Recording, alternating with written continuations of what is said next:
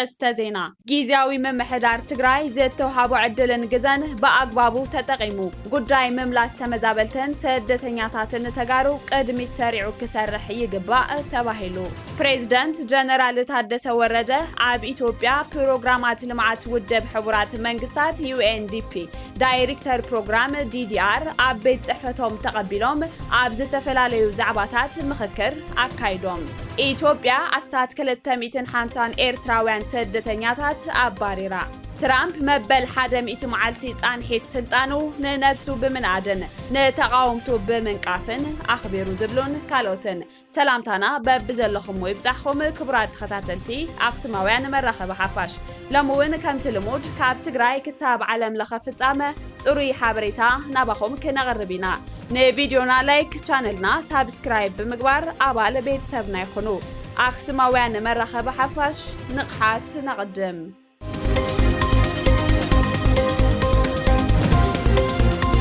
ፕሬዝዳንት ጀነራል ታደሰ ወረደ ኣብ ኢትዮጵያ ፕሮግራም ልምዓት ውድብ ሕቡራት መንግስታት UNDP ዳይሬክተር ፕሮግራም DDR ኣብ ቤት ጽሕፈቶም ተቐቢሎም ኣብ ዝተፈላለዩ ዛዕባታት ምክክር አካይዶም ፕሬዝዳንት ጊዜያዊ መምሕዳር ትግራይ ሌተናል ጀነራል ታደሰ ወረደ ኣብ ፕሮግራም ልምዓት ውድብ ሕቡራት መንግስታት UNDP ኢትዮጵያ ዳይሬክተር ፕሮግራም መስንባትን ዳግመ ጽንበራን ሰራዊት ባሲል ማሰይ ሎሚ 22 ሚያዝያ 2017 ዓ.ም ኣብ ቤት ጽሕፈቶም ተቐቢሎም ብዛዕባ መስንባትን ዳግመ ጽንበራን ሰራዊት ትግራይ ኣመልኪቶም ዘትዮም ከይዲ መስንባት እግረ ምትካልን ዳግመ ጽንበራን ሰራዊት ትግራይ DDR ቀደም ክብል በሰንኪ ቴክኒካዊ ጸገም ንዝተወሰነ ግዜ ተቋሪጹ ዝጸንሐ ምዃኑ ዝሓበሩ ፕሬዝዳንት ጀነራል ታደሰ ወረደ እዚ ኸይዲ ረብሕኡ ልዑል ስለ ዝኾነ ተጠናኺሩ ከም ዝቕጽል ገሊጾም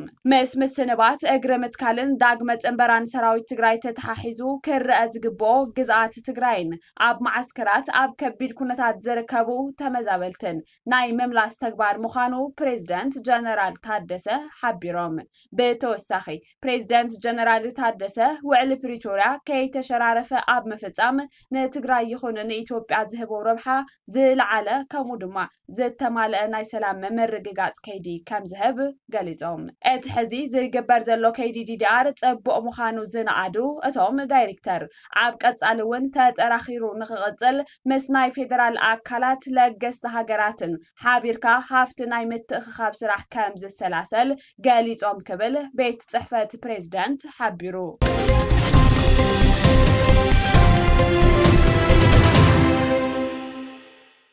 ኣብ እዋናዊ ጉዳይ ኣመልኪቱ ካብ ካቢኔ ጊዜያዊ መምሕዳር ትግራይ ዝተውሃበ መግለጺ ከም ዝፍለጥ ከም ህዝቢ ናይ ህልውና መሪር ተጋድሎ ክነካይድ ድሕሪ ምጽናሕ ዘላቒ ተጻብኦ ጠጠው ብናይ ምባል ውዕል ተኸቲሙ ኣብ ክልል ውዕል ኮይና ሰላማውን ፖለቲካውን ቃልሲ እናካይድና ምዃንና ኩሉ ዝርድኦ እዩ ምእንተ ዘላቒ ሰላም ክበሃል ሕገ መንግስታዊ ወሰን ትግራይ እንከይተረጋገጸ ኣብ ትሕቲ ወረርቲ ዘሎ ኮነ ኣብ መዕቆቢ ማእከላት ዘሎ ህዝብና ንምግላጹ ዘደንጹ ህይወት እናሕለፈ ከም ህዝቢ ተወሰኽቲ ዋጋ እናኸፈልና እውን እንተኾነ ውዕል ፕሪቶሪያ ብምሉእነት ክፍጸም ካባና ትጽቢት ዝግበር ኩሉ እናፈጸምና ንርከብ እንተኾነ ሓደ ናይ ፌደራል መንግስቲ ሚድያታትን ናይ ክልል ኣምሓራ ሚድያን ኮሚኒኬሽንን ሕገ መንግስቲ እቲ ሃገር ውዕል ፕሪቶሪያ ብዝጻባእን ብዝጥሕስን ኣገባብ ምዕራብ ትግራይ ኣካል ግዝኣት ክልል ኣምሓራ ከም ዝኾነ ተገይሩ ተደጋገምቲ መልእኽትታት ክሓልፍ እናተገበረ እዩ ኣብ ወርሒ ሚያዝያ ጥራሕ ካብ ዝተመሓላለፉ ንምጥቃስ ቤት ጽሕፈት ኮሚኒኬሽን ክልል ኣምሓራን ኮርፖሬሽን ብሮድካስቲንግ ኣምሓራን ብ8 ሚያዝያ 2017 ዓ.ም የተከዜ ትውልድ የተከዜ ዘብነቱን በተግባር ማሳየት ይጠበቅበታል ኣብ ትሕቲ ዝብል ኣርእስቲ ኣብ ዝዘርግሕዎ መልእኽቲ ሕሞራ ኣካል ክልል ኣምሓራ ከም ዝኾነ ገይሮም ብምቕራብ ብግልጺ ንውዕል ፕሪቶሪያ ዝጻባእን ሕገ መንግስቲ هاجر زيت حسن أزيو حادقنيا ملغتي أم محلالفهم يوم تكال بريس إثيوبيا كيف لقانقوا تقرنيا بوغانو بعلت حدا ميازيا كلت تشحن 17 عام تمرت أبزك على حزينة كلت زواتات أمحرا مالتون غوندر حمورا زرخ ببروجكت منقدي يتقان مهلاو بمقلات حمورا أكال كلل أمحرا غيرو بمغرب تمساسالي حادقنيا زينا حيزو وطيويو بتزامادي بعسرا ميازيا كلتشحن 17 عام تمرت كاتما غوندر نملمع بزبل أب كاتما أديس هوا شاراتن أديس لعلوت حلفت فيدرال منغستي أبز ترخبلو أقات أمي أبز تسالته اتوت مت أخاخبي تليتون بسم والك آيت أغادي ستيد حمورا وفيا كمز تبركته بكتتا بمراخب تحفاش بمتحللاف أزون معراب تقراي أكال كل لمحارا كمز خونه غيركا ملأختي نمتحللاف زيت تقبره وديتيو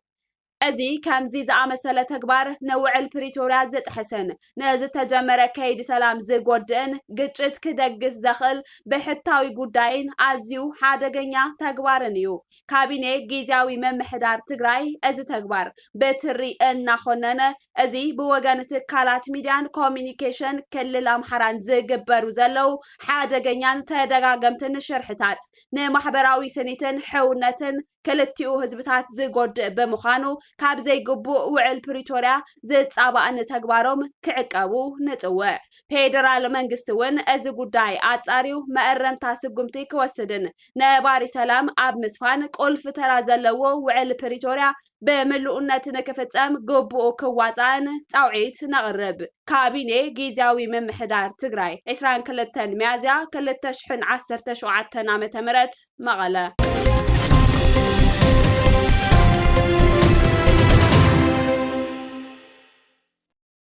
ጊዜያዊ መምሕዳር ትግራይ ዘተውሃቦ ዕድልን ገዛን በአግባቡ ተጠቂሙ ጉዳይ መምላስ ተመዛበልተን ስደተኛታትን ተጋሩ ቅድሚት ሰሪዑ ክሰርሕ ይግባእ ተባሂሉ እዚ ዝተባሃለ ጽላል ሲቪል ማሕበረሰብ ምዕራብ ትግራይ ኣብ ዘውፅኦ መግለፂ እዩ ሙሉእ ትሕዝትኡ ከምዚ ዝስዕብ ክቐርብ እዩ ጸላእትና ካብ መሬት ምዕራብ ትግራይ ብዝረኸብዎ ኢኮኖሚያውን ፖለቲካውን ፋይዳ ጥራሕ ዘይኮነስ ትግራይን ህዝባን እዚ ከባቢ ብምስኣኖም ዝኸሰርዎ መጠን እናለክዑ ኩለ መድያዊ ክፍኣተ ተግባሮም ኣጠናኺሮም ቆፂሎም ኣለዉ መንግስቲ ፌደራልን መሻርክቱን እዚ ኣብ ትግራይ ተፈጢሩ ዘሎ ሰብ ሰራሕ ክፍተት ፖለቲካዊ መሪሕነት እናመዝበዙ ኣብ ጥቕሞም ናይ መውዓለ ተግባር ብዝኸፍአን ብዘተሓሳስበን መልክዑ ኣጠናኺሮም እናቐጸልሉ ይርከቡ ሰራዊት ምክልኻል ሃገር ካብ ዝተፈላለዩ ከባብታት ኣምሓራ መንበር ገዛን መሬትን ሕርሻን ክወሃበኩም እዩ እናበለ ብኣማይታ ሸሓት ዝቁፀሩ መናእሰያት ተወለቲ ክልል ኣምሓራ ናብ ዝተፈላለዩ ከባብታት ምዕራብ ትግራይ እናጋዓዘ ብሹም ዘብዒ ተከዘ ወተሃደራዊ ስልጠና ዕጥቂ መንበር ገዛን መሬትን ሕርሻን እናዓደለ ኣብ ልዕሊ ህዝብና ቅርሕንትን ዘይዛርህ እልቂትን ክፍጠር ብዕቱብ እናሰርሐ ይርከብ ከምኒ ሚኒስተር ትምህርቲ ዝበላ ትካላት ፌደራል ድማ ኣብ ምዕራብ ትግራይ ከባ ኩለን ኣብያተ ትምህርቲ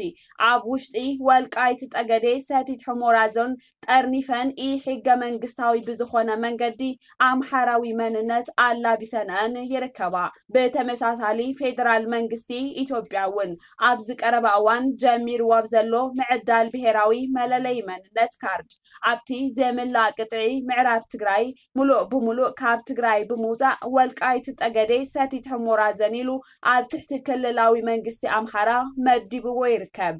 እዚ ደጋዊ ተጽዕኖ ፌደራል መንግስትን መሻርክቱን ምስቲ ኣብ ትግራይ ኣጋጢሙ ዘሎ ክፍተት መሪሕነት ፖለቲካ ተደሚሩ ስቃይን መከራን ህዝብና ካብ ምግዳድ ሓሊፉ ኣብ ቀጻሊ መንነት ባህልን ቋንቋን ህዝብና ግልጽን እዋናውን ሓደጋ ኣውዲቑ ይርከብ ብፍላይ ነዚ ክፍተት ከጽብብ ትጽቢት ዝተገበረሉ ብጀነራል ታደሰ ወረደ ዝምራሕ ሓዱሽ ጊዜያዊ መምሕዳር ትግራይ ኣብ ዝዘርግሖ ትልሚ ስራሕ ኣብ ጉዳይ ምምላስ ተመዛበልትን ስደተኛታትን ተጋሩ ግልጽ ዝኾነ ተግባራዊ ትልሚ ብዘይምቕማጡ ኣጀማምርኡ ዘጠራጥርን ዘየርክዕን መሲሉ ክርአ ጀሚሩ ኣሎ ንሕና ከም ኣብ ጉዳይ ምምላስ ተመዛበልትን ስደተኛታትን ምዕራብ ትግራይ ኣድሂብና እንሰርሕ ማሕበር ጉዳይ ምምላስ ኩሎም ተመዛበልትን ስደተኛታትን ተጋሩ ቅድሚ ዝኾነ ይኹን ኣጀንዳ ትግራይ ተሰሪዑ ህጹጽ ተግባራዊ ስራሕ ክኸውን እናተገበኦ ኣብ ዝተለመዱን መደንዘስን ኣጀንዳታት ኮለል ምባል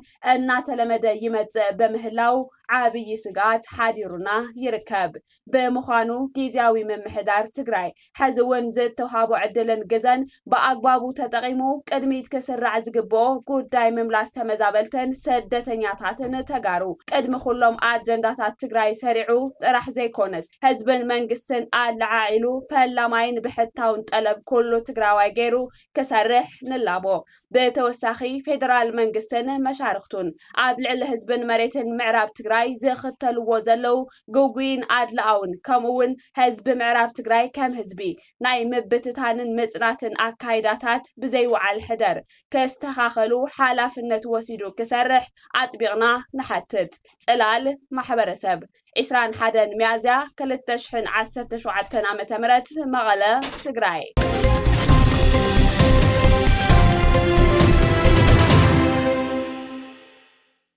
ኢትዮጵያ ኣስታት 250 ኤርትራውያን ስደተኛታት ኣባሪራ ኢትዮጵያ ንልዕሊ 4 ኣዋርሕ ኣብ ቤት ማእሰርቲ ዘጽንሓቶም ኣስታት 250 ኤርትራውያን ስደተኛታት ትማሊሶኒ 29 ሚያዝያ 2025 በክልል ዓፋር ኣቢላ ናብ ወደባዊት ከተማ ዓሰብ ከም ዘባረረቶም ተገሊጹ ኣብ ዝሓለፈ ሰንበት ዝተኣሰሩ ካልኦት ኤርትራውያን እውን ናብ ሃገሮም ክምለሱ ከም ዝተገብረ ምንጭታት ንቢቢሲ ሓቢሮም ቀረባ ቤተሰብ ናይ ሓደ ካብቶም ዝተባረሩ ንቢቢሲ ከም ዝሓበሮ ብዙሓት ካብቶም ስደተኛታት ካብቲ ብ15 ሚያዝያ ዝተባረዐ ግጭት ሱዳን ሃዲሞም ህይወቶም ንምድሓን ናብ ኢትዮጵያ ዝሰገሩ እዮም ገሊኦም ካብ ኤርትራ ካብ ዝወፁ ካብ 6 ክሳብ 7 ዓመት ዝገበሩ ኮይኖም ካብ ኤርትራ ንምውፃእ ንኣሰጋገርቲ ገንዘብ ከፊሎም ናብ ሱዳን ኣትዮም ኣብኡ ክነብሩ ድሕሪ ምጽናሕ ኣብ መንጎ ሰራዊት ሱዳንን ዳዕመ ሰሪዕን በዘተልዓለ ኩናት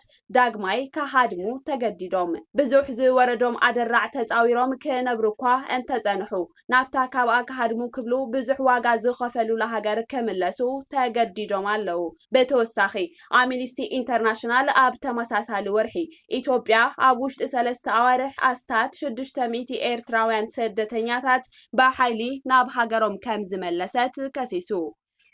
ኣብ ታሕሳስ 2024 ላዕለዋይ ኮሚሽነር ስደተኛታት ሕቡራት ሃገራት UNHCR ንሕቶታት ቢቢሲ ኣብ ዝሃቦ ምላሽ ብዛዕባ እቲ ዝካየድ ዘሎ ምስጓግ ኤርትራውያን ኣፍልጦ ከም ዘለዎ ብምሕባር ክምለሱ ዘይግብኦም ስደተኛታት ዝርከብዎም ከይኾኑ ዘለዎ ስጋት ኣነፂሩ ነይሩ መንግስቲ ኢትዮጵያ ብ4 ታሕሳስ ኣስታት 300 ኤርትራውያን ብመንገዲ ቡሬ ናብ ሃገሮም ከም ዝጠረዞም ይገልጽ እቶም ብቡሬ ዝተሰገጉ ንዝተፈላለየ ኣዋርሕ ኣብ ኣብያተ ማእሰርቲ ኢትዮጵያ ዝጸንሑ እዮም ክፍሊ ኢሚግሬሽንን ዜግነትን ኢትዮጵያ ብ13 ታሕሳስ ኣብ ዘውፅኦ መግለፂ ግን ኢትዮጵያ ኤርትራውያን ናብ ኤርትራ ሰጉጋ ዝብል ወረ ቅኑዕ ዘይምዃኑ ብምሕባር ብሓይሊ ዝመለሶም ኤርትራውያን ከም ዘየለው ገሊጹ ነይሩ እቲ ኣብ መንጎ ኢትዮጵያን ኤርትራን እናዓበየ ዝኸይድ ዘሎ ወጥሪ ኣብ ኢትዮጵያ ዕቁባ ንዝደልዩ ኤርትራውያን ስደተኛታት ሓደገኛ ኩነታት ይፈጥር ከም ዘሎ እቲ ተጣባቂ መሰላት ኣጠንቂቑ ኣብዚ ቀረባ እዋን ዝተፈጸመ ምስጓግ ብዛዕባ ድሕንነትን መሰላትን ኤርትራውያን ስደተኛታት ኣብቲ ሃገር ከምኡውን መጻኢ ናይቶም ገና ኣብ ሰንፈላል ዝርከቡ ኣሽሓት ስደተኛታት ከቢድ ስክፍታታት ኣልዒሉሎ እዚ ከምዚ ኢሉ እንከሎ ማይግሬሽን ፖሊሲ ዝተባሃለ መርበብ ሓበሬታ ኣብ መጀመርታ ናይ ዝወርሒ ኣብ ዘውፅኦ ጸብጻብ ኣብ ዓመት 2024 ልዕሊ 683,000 ኤርትራውያን ስደተኛታት ሓተት ዕቁባ ከም ዝተመዝገቡ ንላዕለዋይ ኮሚሽን ስደተኛታት ሕቡራት ሃገራት UNHCR ብምውካስ ገሊጹ እቲ ጸብጻብ ወሲኹ ዝበዝሑ ኤርትራውያን ስደተኛታት ሓተት ዕቁባ ኣብ ምብራቅ ኣፍሪቃ ዝርከቡ ኮይኖም ኣብ 2024 ኣብ ኢትዮጵያ ኣስታት 180,000 ኣብ ሱዳን ድማ 150,100 ዝበጽሑ ስደተኛታት ከም ዝነበሩ የረድእ። እንተኾነ ነዘን ሃገራት ከም መሰጋገሪ ዝጥቀሙለን ኮይኖም ዕላምኦም ብሓደገኛ መንገዲ ሓዊሱ ናብ ሃገራት ምዕራብ ንምብጻሕ ምዃኑ ይገልጽ። ንኣብነት ኣብታ ካብ ሃገራት ኤውሮጳ ንኤርትራውያን ብምዕቃብ ኣብ ሳልሳይ ደረጃ እትስራዕ ጀርመን 71,300 ኤርትራውያን ኣጽሊላ ትርከብ። ውሕስነት ዝደልዩ ኤርትራውያን ስደተኛታት ኣብ ዝሓለፈ ዓመታት ኣብተን ዘዳበብወን ሃገራት ቀርኒ ኣፍሪቃ ውሽጣዊ ግጭታት ስለ ዝተልዓለ ኣብ ከም ኢትዮጵያን ሱዳንን ብዙሕ ግዜ ዳግማይ ካድሞ ሞይቶምን ገሊኦም ድማ ናብታ ብዙሕ ዋጋ ከፊሎም ዝሃደሙላ ሃገሮም ክምለሱ ተገዲዶም ኣለው። ትራምፕ መበል 100 መዓልቲ ጻንሒት ስልጣኑ ንነብሱ ብምንኣድን ንተቃውምቱ ብምንቃፍን ኣኽቢሩ። ፕሬዚደንት ዶናልድ ትራምፕ ካልኣይ ዕድመ ስልጣን መበል 100 መዓልቲ ኣብ ሚቺጋን በዘካየዶ ጎስጓስ መረፃ ሰልፊ ብዝመስል መልክዑ ኣኽቢሩ። ትራምፕ ቁጠባዊ ለውጥታትን ስጉምትታትን ኢሚግሬሽንን ኣጉሊሑ ከዛረብ ተሰሚዑ እዩ። ተፈታውነቱ እናነከየ ይኸይድ ከም ዘሎ ዝሕብር ኣሉታዊ ርእቶታት ግን ሓሶት ክብል ነጽግዎ። ዘይሕጋዊ ምሕላፍ ዶባት ኣብ ምንካይ ዕውታት ከም ዝኾኑ ዝገለጹ እቶም ፕሬዚደንት ድሕሪ ጸቕጢ ኢንዳስትሪ በመኪና ካብ ወጻኢ ዝኣቱ ፍርያት ታሪፍ ከም ዝነከዩ ኣፍሊጦም። መወዳድርቲ ትራምፕ ዲሞክራት ን100 መዓልታት ዘመዝገቦ ብቕዓት ዓብዪ ውድቀት ክብል ገሊጽዎ ኣሎ። ጋሊፕ ዝተባሃለ ናይ ህዝቢ ርእቶ መእከቢ ከም ዘመልከቶ ትራምፕ ድሕሪ ካልኣይ ኩናት ዓለም ኣብተን ቀዳሞት 100 መዓልታት ኣብ ስልጣን ዝጸንሐሉ እዋን ትሕቲ ፍርቂ ህዝቢ ዘጽደቐሉ እንኮ መራሒ ምዃኑ ቢቢሲ ሓቢሩ። እቲ ጸብጻብ ከም ዘመላኸቶ እቲ ፕሬዚደንት ክሳብ ሕዚ ኣብ መንጎ መረፅቲ ሪፓብሊካን ሓያል ደገፍ ከም ዘለዎ ይሕበር። ዋላ እኳ ካብ ሃገራዊ ኮሚቴ ዲሞክራትስ ብዛዕባ ቁጠባዊ ቃልስን ዋጋታት ንብረትን ነቐፌታ እንተቐረበሉ።